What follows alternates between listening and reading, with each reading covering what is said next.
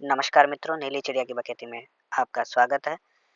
इस चैनल पर हम बात करते हैं ट्विटर पर जो प्रतिदिन की जो चर्चाएँ चल रही हैं, जो नेताओं द्वारा या फ़ेमस पर्सनैलिटीज़ द्वारा जो डिस्कशंस किए जा रहे हैं, जो ट्वीट्स किए जा रहे हैं, उन पर जनता की क्या प्रतिक्रिया है, उस पर हम बात करते हैं और विभिन्न जो लोगों के ट्वीट्स हैं, उन उनके बारे में हम यहाँ पर बात करेंगे। आज का हमारा विषय है ग्लोबल हंगर इंडेक्स 2022 जो कि चर्चा का विषय बना हुआ है। इस ग्लोबल हंगर इंडेक्स में चूँकि भारत का रैंकिंग बहुत ही कम दिखाया गया है, 107 नंबर पर भारत को रखा गया है, जो कि पिछले जो रैंकिंग थी उससे भी काफ़ी नीचे आ गया है और भारत के पड़ोसी मुल्कों जैसे श्रीलंका, बांग्लादेश, पाकिस्तान और इन सब जो जो कि अभी वर्तमान समय में भारत से अन्न और बहुत सारी मेडिसिन्स, वैक्सीन्स इन सब पर डिपेंडेंट है, वो भारत से अच्छी रैंकिंग में है। तो इस वजह से ये चर्चा का विषय बना हुआ है। डिफरेंट ऑर्गेनाइजेशन, डिफरेंट इंडिविजुअल्स ने इन पर कमेंट किए हैं ट्विटर पर, बहुत सारे ट्वीट्स किए हैं, कुछ जस्टिफाई कर रहे हैं कि हाँ, ये पोजीशन सही है, कुछ जस्टिफाई कर रहे हैं कि ये इंडेक्स है, उसका जो कैलकुलेशन का फ़ॉर्मूला है, वो गलत है। तो इसमें पहला महत्वपूर्ण ट्वीट आता है राहुल गांधी का। ये देखिए, इन्होंने लिखा है कि भूख और कुपोषण में भारत 121वें देशों में 107वें स्थान पर है। अब प्रधानमंत्री और उनके मंत्री कहेंगे कि भारत में भुखमरी नहीं बढ़ रही है, बल्कि दूसरे देशों में लोगों को भूख ही नहीं लग रही है।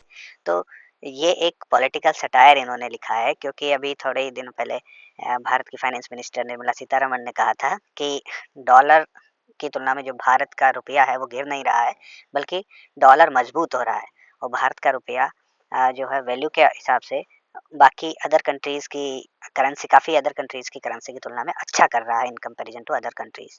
तो उसी के ऊपर एक पॉलिटिकल सटायर इन्होंने जारी किया राहुल गांधी ने। इस पर जनता की क्या प्रतिक्रिया आती है या और जो नेताओं की क्या प्रतिक्रिया आती है, देखते हैं। तो पहला ट्वीट आता है पी चिदम्बरम जी का। इन्होंने लिखा है कि when will the honourable PM address real issues like malnutrition, hunger, stunning और वेस्टिंग अमंग चिल्ड्रन। तो 22.4 करोड़ लोग जो है इंडिया में बताए गए हैं अंडर नरिश्ड और 107वीं रैंक में डाला गया है इंडिया को 121 कंट्रीज में से। तो इस पर इन्होंने तो पी चिदम्बरम ने लिखा है कि 19.3% जो बच्चे हैं वो दे आर वेस्टेड, 35.5% जो चिल्ड्रंस है वो स्टंटेड है, इनका कद वगैरह छोटा रह जाता है malnutrition की वजह से। इन सब चीज़ों पर इन्होंने व्यक्त किया है अपने जो विचारों को। ऐसे ही कई ऐसे लोग हैं जिन्होंने भी और ने भी इसके बारे में बताया है। तो आगे जो तो इसी प्रकार से कई ऐसे लोग हैं जो इनका समर्थन करते हैं, जो कांग्रेस पार्टी के समर्थक है, कोई बीजेपी का समर्थक है, कोई आपका है, कोई किसी पार्टी से बिलॉन्ग करता है या कोई इंडिविजुअल है जो किसी पार्टी को सपोर्ट नहीं करता है, तो उन्होंने अपने-अपने हिसाब से इस पर कमेंट्स लिखे हैं। तो यहाँ पे आए सीताराम येचुरी जो कि सीपीआईएम के जो नेता हैं, उन्होंने लिखा है कि dangerous sharp side of India on global hunger index since 2014, Modi government is disasters for India. तो ये एक मुख्य विरोधी दल की भूमिका निभाते हुए ये चिदम्बरम और सीताराम येचुरी वगैरह कमेंट कर रहे हैं। यहाँ पे सीताराम येचुरी ने एक द हिंदू का आर्टिकल भी शेयर किया है। इसी के अलावा तो इन पर जनता ने जो प्रतिक्रिया दी है, देखिए जैसे कि मिस्टर बचपन करके यूजर, उन्होंने लिखा है कि under the visionary leadership of Modi ji global hunger index to 2022 India scored 107। So ये काफ़ी हास्य का मीम्स का विषय बन गया है। लाइक हियर आल्सो यहाँ पर भी किसी ने लिखा है कि Vishwaguru making India strive, Sri Lanka 64, Nepal 81, Bangladesh 84, Pakistan 99 and India edition 107। तो ये एक बहुत ही शर्मिंदगी का विषय है। यहाँ पर मोदी जी का एक इन्होंने फ़ोटो दिया है जिसमें काफ़ी सारे व्यंजन रखे हुए हैं और उन पर, तो ये काफ़ी हास्य का विषय बन गया है। इसके अलावा भी कई सारे ऐसे मीम्स हैं जिनमें जैसे कि कई लोगों ने जो है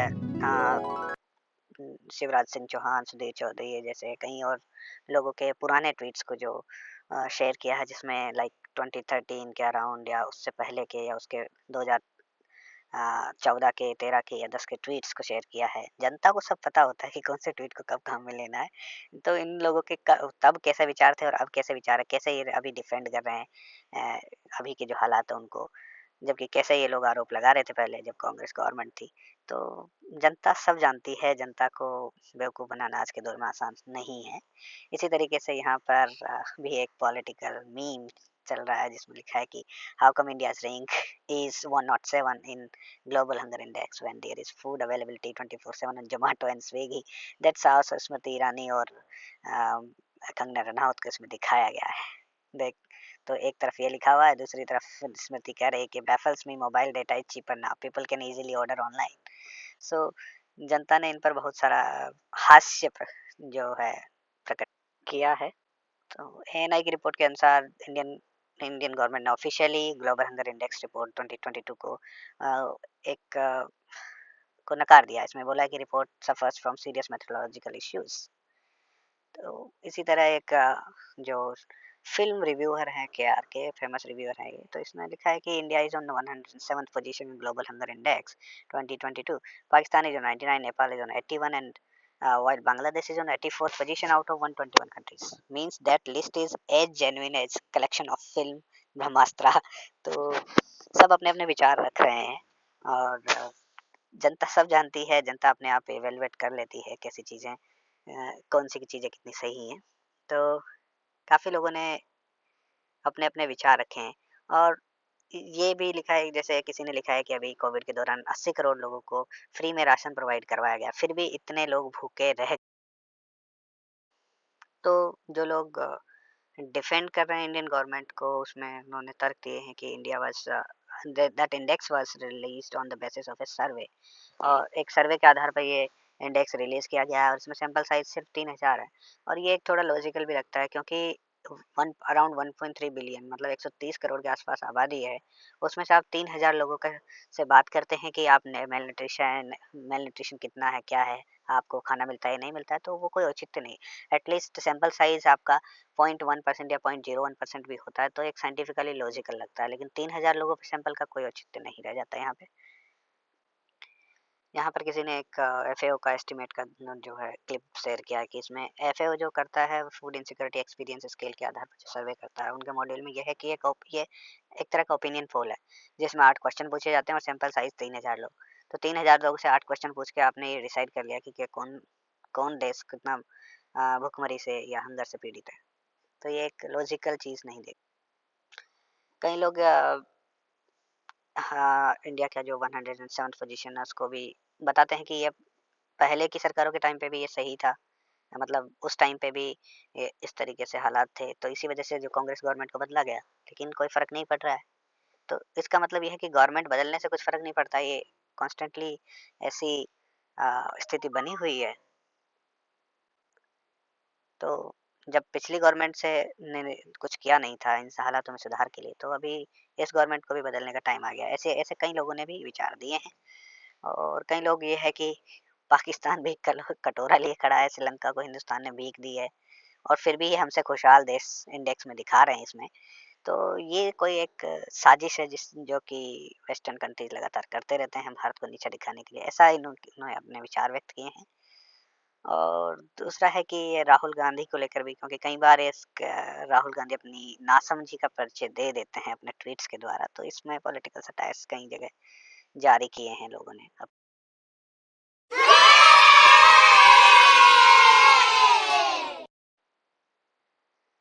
तो काफ़ी लोगों ने राहुल गांधी पे इंडिविजुअल कमेंट्स भी लिखे हैं, जिनको मैं नहीं चाहता हूँ कि किसी भी इंडिविजुअल व्यक्ति के ऊपर कोई इतना किसी के पर्सनल कमेंट किया जाए, लेकिन जो जनता ने जो जवाब दिए हैं उनको मैं आपके सामने पेश कर रहा हूँ। इसमें लिखा है कई लोगों ने कि लाइक पाकिस्तान मिनिस्टर जो था उसने लोगों को चाय का कम करने को बोला था कि हाँ आप 3 चाय पीते हैं तो आप 1 ही चाय पीजिए क्योंकि हमारे पास पैसा नहीं है रोटी के लिए। तो फिर भी उनका ग्लोबल हंगर इंडेक्स में 99 पोजीशन दिया है इंडिया से ऊपर। और कमाल की बात देखिए कि इस इंडेक्स के हिसाब से पाकिस्तान, श्रीलंका और ये सब जो हैं उनका रैंकिंग अच्छा है, जबकि ये लोग आजकल माँगते हुए दिखाई दे रहे हैं। सभी कंट्रीज़ से मदद माँग रहे थे अभी थोड़े दिन पहले तक जब श्रीलंका में हालात पॉलिटिकल राजनीतिक हालात जो ख़राब थे। तो यहाँ पर एक और ट्विटर यूज़र है, इन्होंने बताया है कि इंडिया लार्जेस्ट एक्सपोर्टर है राइस का, लार्जेस्ट प्रोड्यूसर है मिल्क और पल्सेस का, सेकंड लार्जेस्ट प्रोड्यूसर है राइस का, सेकंड लार्जेस्ट प्रोड्यूसर है व्हीट का, सेकंड लार्जेस्ट प्रोड्यूसर है शुगर का, फोर्थ लार्जेस्ट बीफ प्रोड्यूसर है, सेकंड लार्जेस्ट बीफ एक्सपोर्टर है। फिर भी हम हंगर इंडेक्स में इतने नीचे क्यों हैं 107 पोजीशन पे। तो ये दिखाता है कि कुछ कहीं ना कहीं इनके कैलकुलेशंस में या इनके जो फ़ॉर्मूला है, उसमें कहीं न कहीं गड़बड़ है। ये तो ये लॉजिकली कहना चाहते हैं। अब इनके विचार हैं, जनता क्या सोचती है, जनता यहाँ पर प्रकट करती है, एक ओपन फ़ोरम रहता है ट्विटर, तो वहाँ पर किसी पे कोई पाबंदी नहीं है, जनता अपना सब जानती है, यहाँ आजकल जनता अवेयर है। तो इसी तरीके से जनता ने कई सारे मीम्स भी बना रखे हैं कि हाँ, 1947 से 2019 तक गरीबी हटाओ का नारा दिया था कांग्रेस ने, अभी तक नहीं हटी है गरीबी। तो उसी तरीके से तो इसी कड़ी में कई सारे यूज़र्स ने पॉलिटिकल मीम्स यहाँ पर शेयर किए हैं। उनमें काफ़ी सारी चीज़ें जो हैं दिखाई गई हैं, कई फ़िल्मों से प्रभावित है, कई पुराने वादे जो कांग्रेस के पुराने लीडर्स ने किए थे, बड़े-बड़े लीडर्स ने जो पूरे नहीं हुए हैं, उन पर दिखाया गया है। जैसे ये पिक्चर है, इसमें राजीव गांधी को भी उसी झोंपड़े में घुसते हुए दिखाया गया है और राहुल गांधी को भी। मतलब इतने 20-30 साल, 30 साल, 40 साल के बाद भी वो हालात इनकी कॉन्स्टिट्यूएंसी में नहीं सुधरे। तो ये सब चीज़ें जनता जानती है, जनता नोटिस करती है, जनता अवेयर है। तो आजकल जनता से बच पाना अ, बहुत ही मुश्किल है। जनता को जवाब देना पड़ेगा। आप किसी भी पार्टी से बिलॉन्ग करते हैं, लेकिन अगर आप सत्ता में हैं तो आपको जवाब देना होगा, और अगर आप विपक्ष में हैं तो आपको ज़िम्मेदारी निभानी पड़ेगी। आपको जनता के साथ चलना होगा, और जब आप सत्ता में आते हैं तो जनता के से जो वादे आपने विपक्ष में रहते हुए किए हैं वो करने पड़ेंगे पूरे। तो इसी तरीके से कई सारे लोगों ने फैक्ट्स के साथ बताया है कि अभी श्रीलंका को भी इंडिया ने क्या मदद दिया था, बांग्लादेश को भी मदद म दिया था अभी, जो है फाइनेंशियल मदद दिया था या मेडिसिन्स का मदद दिया था। इसी तरह के पाकिस्तान को भी मदद की ज़रूरत पड़ी थी अभी, और कई सारे जो और कई और आईएमएफ चीफ ने इंडिया की तारीफ़ की है अभी डीबीटी प्रोग्राम्स को लेके। तो काफ़ी सारे लॉजिकल डिबेट्स ट्विटर पर देखने को मिल रही है इससे रिलेटेड। इसी तरीके से एक यूज़र ने लिखा है कि 2008 से 15 तक जो ग्लोबल हंगर इंडेक्स था, उसकी रैंकिंग्स में जिन देशों का इंडेक्स लेस देन 5 था, उन्हें अलग लिस्ट में रखा जाता था। लेकिन अभी उन सबको एक ही लिस्ट में जगह दे दिया गया है। तो इस लिहाज से कुछ तो चेंज हुआ है यहाँ पर, ऐसा एक और ट्विटर यूज़र ने लिखा है कि अगर मान लें कि इंडेक्स सही है, तो फिर इंडिया को तो मदद के लिए गुहार लगानी चाहिए पाकिस्तान, श्रीलंका और बांग्लादेश से। जबकि यहाँ पर उल्टा हुआ है कि इन देशों ने इंडिया से मदद मांगी है अभी फिलहाल में तो। इसी तरीके से कई सारे यूजर्स ने पुराने जो ट्वीट्स हैं राहुल गांधी के या इनके अन्य कांग्रेस नेताओं ने जो पुराने जो ट्वीट्स किए थे वो कैसे झूठे साबित हुए, जिनका फैक्ट चेकर्स ने झूठा होने को सत्यापित किया। वो सब ट्वीट्स यहाँ पर मीम्स बनकर उभर रहे हैं। पुराने ट्वीट्स आपके जो पुराने ट्वीट्स हैं वो आपका पीछा नहीं छोड़ते हैं, इसलिए सोच समझ कर यहाँ पर बोलना पड़ता है। आप कुछ भी बोलेंगे, जनता आपको छोड़ेगी नहीं। तो इसी तरीके से यहाँ पर एक और अभी फ़िलहाल का, जिसमें राहुल गांधी को 52% लोगों की चॉइस बताया गया प्रधानमंत्री के लिए और मोदी को 46%, तो ये भी एक झूठा साबित हुआ था। ये तो आज तक ने इस पे क्लैरिफ़िकेशन दिया था। इसी तरीके से कई सारे लोग कांग्रेस मुक्त भारत का जो बीजेपी का नारा है, वो उस टाइप का वो मीम्स भी शेयर कर रहे हैं। तो जनता में अलग-अलग तरीके की अभिव्यक्ति यहाँ पर देखी जा रही है। इसके अलावा भी कई सारे मीम्स हैं जो प्रधानमंत्री मोदी, मनमोहन सिंह या गांधी परिवार को लेके आजकल ट्विटर पर बहुत प्रचलन में है।